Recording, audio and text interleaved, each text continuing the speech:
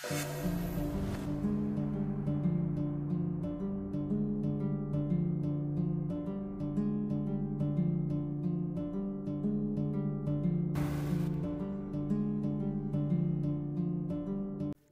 April 20, 2006, isang pangyayari ang naganap sa Linggao County, Hainan Province sa China. Isang ina at dalawang anak niya na puro babae ay namatay.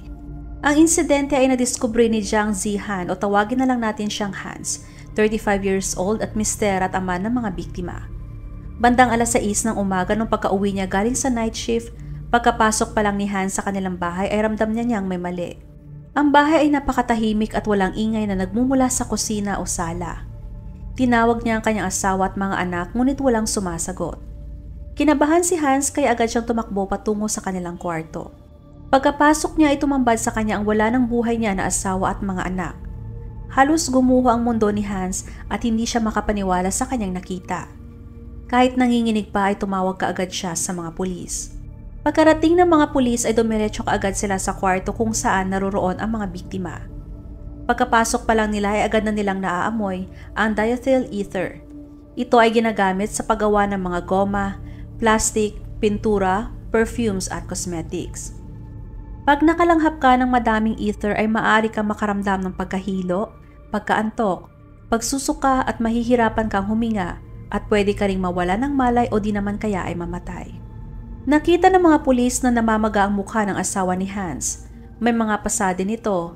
Sobrang putla ng mga labi at may nakita din silang tuyong dugo sa kanyang bibig at ilong.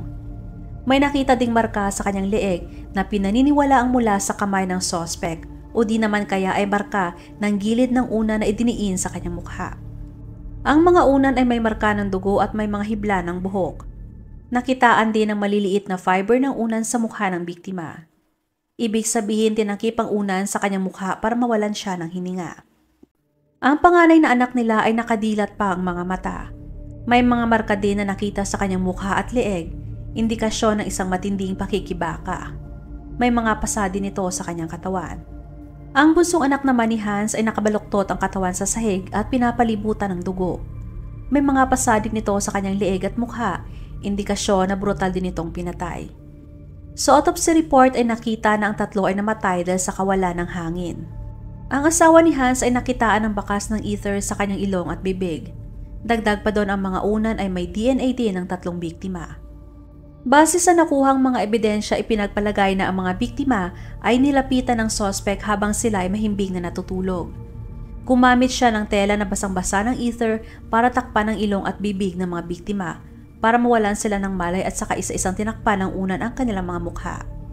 Sa makikitang pasa sa mukha ng mga biktima at leeg ay masasabi mo talaga na buong lakas itong tinakpan ng una ng suspect para masiguradong hindi na sila makasigaw pa at mabilis na mawala ng hininga. Nagsuot pa ng gloves sa suspect para walang maiwang DNA sa unan. Ayon sa mga pulis na maaaring ang suspect ay kakilala o malapit sa pamilya at maaaring nakapunta na ito dati at alam na ang pasikot-sikot ng bahay. Ang unang taong nasa eksena ay si Hans at ayon sa kanya, pagkarating niya sa bahay ay nakabukas na ang main door. Ngunit hindi nasira ang mga bisagra at lock, indikasyon na walang forced entry at maaring pinapasok ng mga biktima. Saad pa ni Hans na ang bintana sa kanilang kwarto ay laging nakabukas para sa ventilasyon. Naginala ang mga pulis dahil nakakita sila ng mga maputik na footprints sa bahay at sa malapit sa bintana. Kumuha ng impormasyon ng mga pulis tungkol sa mga biktima mula kay Hans, mga kapitbahay at kamag-anak. Ang unang biktima ay ang asawa ni Hans na si Jiang Mingyu o Ming, 33 years old at isang primary school teacher. Kilala si Ming na malumanay, masipag sa trabaho at sobrang maalaga sa kanyang asawa at mga anak. Aktibo din si Ming na nakikilahok sa pag-volunteer at community services. Magaling din makisama si Ming sa kanyang mga kaibigan at katrabaho, kaya wala kang maririnig na siya ay may nakaalitan o nakaaway. Sa kabila ng abala sila sa kanilang mga trabaho ay sinisigurado nila na may oras sila sa kanilang mga anak at pamilya. Paminsan-minsan ay bumabiyahe din ang magpamilya para makapagbanding kahit papaano. Ang pangalawang biktima ay ang panganay na anak ng mag-asawa na si Jiang Jian o Jian. Si Jian ay 12 years old at nasa grade 6. Siya ay matalino, masigla at may mataas na grado sa paaralan. Madalas itong sumasali sa mga school activities gaya ng pagkanta, pagsayaw at sa iba't ibang sports. Sa kanilang bahay ay tumutulong si Gian na alagaan ang kanyang nakakabatang kapatid. Ang pangatlong biktima naman ay si Zhang Yekao o Yen, 8 years old at nasa grade 2. Mahiyain si Yen pero mahilig itong mag-drawing. Kahit ang mga pulis ay nakaramdam ng kalungkutan at panghihinayang dahil mukhang perpekto at masaya ang pamilya. Kahit ang kanilang mga kapitbahay hindi makapaniwala sa nangyaring trahedya sa pamilya. Wala ang mga palatandaan ng pag-aaway o anumang motibo para sa naturang krimen. Kaya nahirapan din ang mga pulis sa kanilang investigasyon.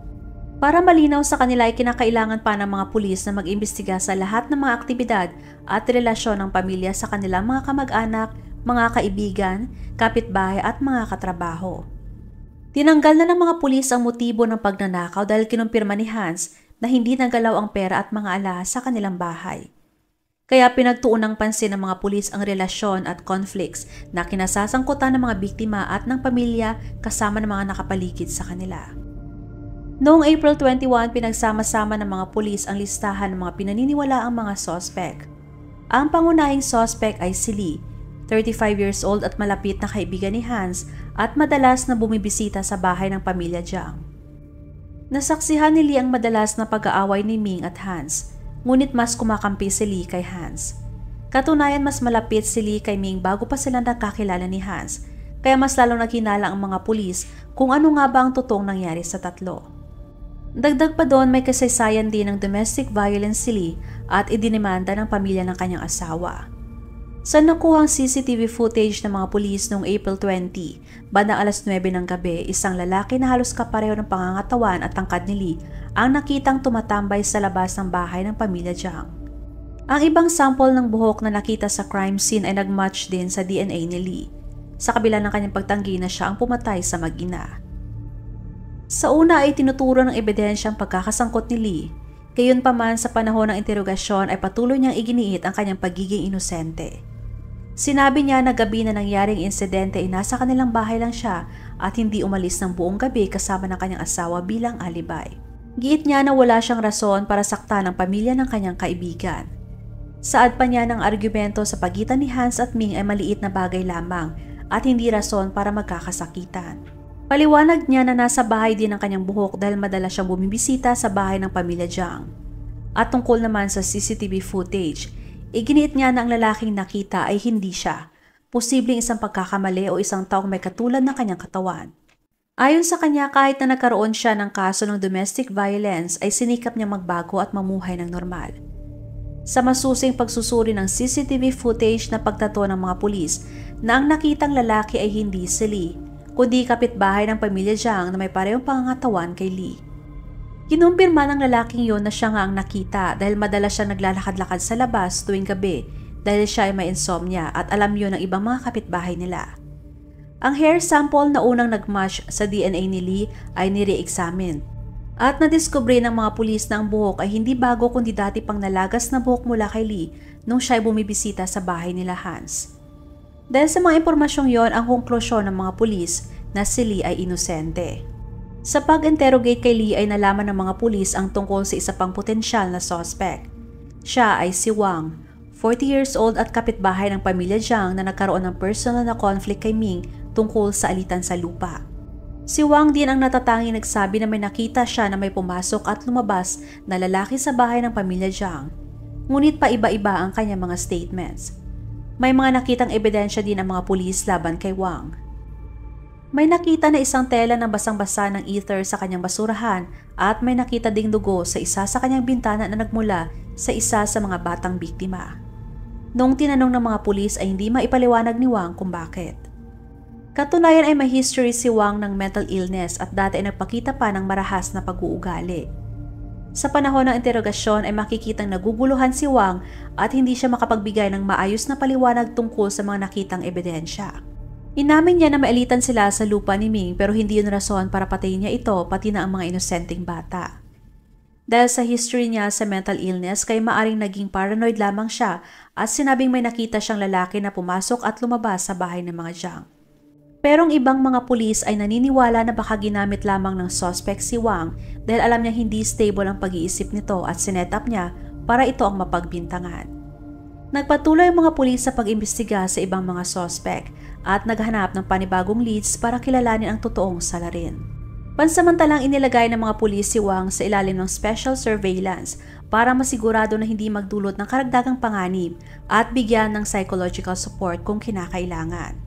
Ang pinakahuling suspect sa listahan ng mga pulis ay ang dating kasambahay ng pamilya Jiang na si Lu, 35 years old.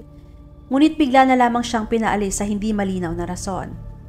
Pero may kumalat na bali-balita na si Lu at Hans ay nagkaroon ng relasyon kaya siya pinaalis ni Ming. Pakiramdam ni Lu na siya ay napahiya at nakatanggap ng panghusga mula sa mga kapitbahay. Mas lalo pa siya nagalit dahil hindi binigay ni Ming ang kanyang sahod. Dahil doon ay nagkautang siya para lamang matustusan ang pang-araw-araw na pangangailangan. Nakita din ng mga pulis ang lumang cellphone ni Lu malapit sa pinangyarihan ng krimen at nabasa nila ang mga pagbabanta niya kay Ming. Ngunit nung sinuri ang mga mensahe at location kung kailan at saan ito sinend ay hindi ito tumugma sa kung saan si Lu nung mga araw na yon. Nadiskubre din ng mga pulis na may mga kaduda-dudang deposit sa bank account ni Lu ilang sandali lamang matapos ang pagpatay kina Ming at 2 bata. Inimbestigahan din ng mga pulis ang malaking halaga na idineposit sa account ni Lu. Di nagtagal ay nalaman na ang perang yon ay nagmula sa bank loan na inapply ni Lu bago pa nangyari ang krimen para magkaroon siya ng panggastos at mabayaran ang ibang mga utang at nakumpirma din yon ng mga pulis sa bangko. Dahil sa mga nakuhang impormasyon ay napatunayan ng mga pulis na inosente si Lu. Sinabi niya na handa siyang makipagtulungan kung kailangan ng mga pulis ang kanyang tulong at handa siyang magbigay ng kanyang testimony sa mga nalalaman niya. Sa kanyang statement ay nagkwento siya ng mga kahinahinalang pangyayari na kinasasangkutan ni Hans. Ayon kay Lu na nasaksihan niya ang madalas na pag-aaway ni Hans at Ming bago pa man siya pinaalis.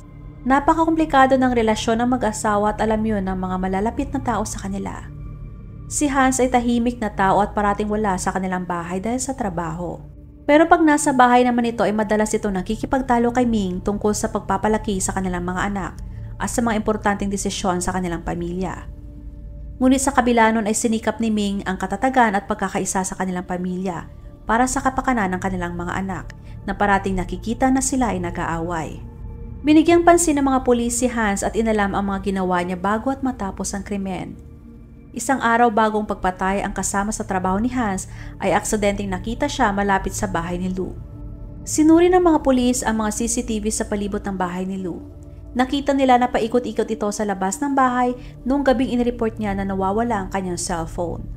Maaaring ninakaw ni Hans ang cellphone ni Lu para maisagawa niya ang kanyang mga plano.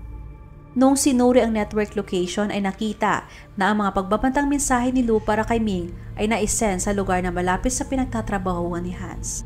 Noong April 25, pinatawag si Hans sa police station para kumprontahin sa bagong nakitang ebidensya. Ngunit iginiit niya na siya ay inosente at wala siyang kinalaman sa nangyari. Nalaman pa ng mga pulis na ang kasamahan niya sa trabaho na nagsabi na siya ay nasa trabaho noong araw na nangyaring krimen ay napag-alamang binayaran ni Hans para magbigay ng maling testimony sa mga pulis. Ang katotohanan, si Hans ay umalis sa trabaho bandang alas 10 ng gabi at bumalik bandang alas 4 ng madaling araw. Dahil sa mga ebidensyang nakuha at base na rin sa mga statements ng kasamahan niya sa trabaho, si Hans ay dinala sa police custody. Sa police station ay inamin ni Hans ang totoo.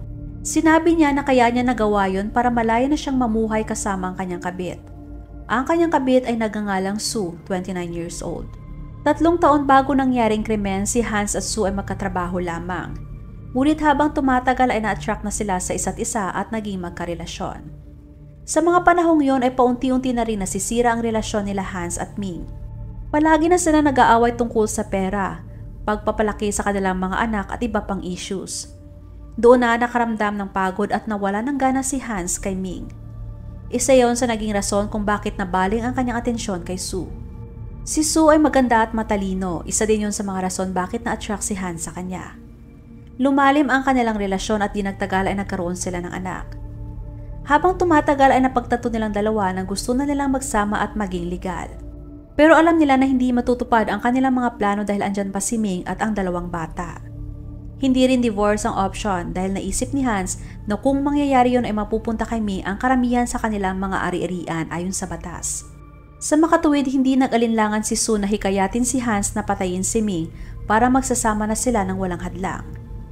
Mga 3 buwan bagong pagpatay, matapos ang maraming diskusyon ay nagpasya ang dalawa na isagawa ng brutal na plano upang maalis na si Ming.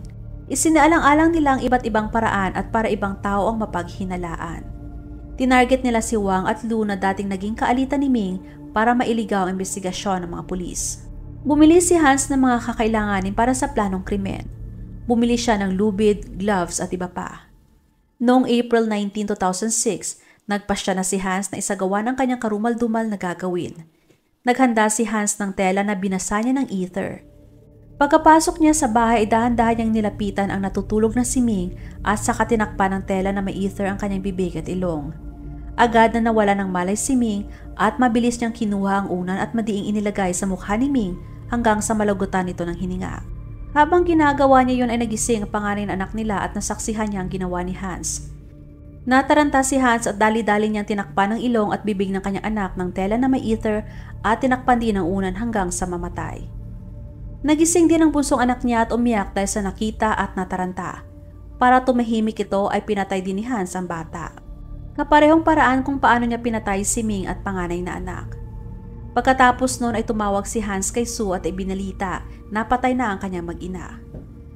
Kasunod noon ay ginawa na niya ang kasunod na plano, ang iligaw mga pulis sa kanilang investigasyon. Sa panahon ng interogasyon kay Sue ay sinabi niya na tumawag nga si Hans sa kanya tungkol sa ginawa niya sa kanyang mag-ina. Nagmakaawa pa umano sa kanya si Sue na huwag idamay ang 2 bata dahil sila ay inosente. Ngunit itinuloy pa din ni Hans ang ginawa. Inamin ni Sue na di man siya pisikal na nagsagawa ng krimen ay nakaramdam pa rin siya ng pagka-guilty dahil sumama siya sa pagplano kay Hans at nagsisi siya sa kanyang ginawa. Pero huli na ang lahat. Noong May 1, 2006, ang Supreme Court ay sinentensyahan si Hans ng kamatayan sa kaso ng 3 counts of murder. Samantalang si Sue naman ay sinentensyahan ng 15 years na pagkakakulong bilang accessory to the crime. Huwag makatubiling ibahagi inyong mga saloobin at komento. And please huwag kalimutang mag-like and subscribe sa aking channel kung hindi mo pa nagagawa. Magkita-kita tayo ulit sa aking susunod na video. Maraming salamat!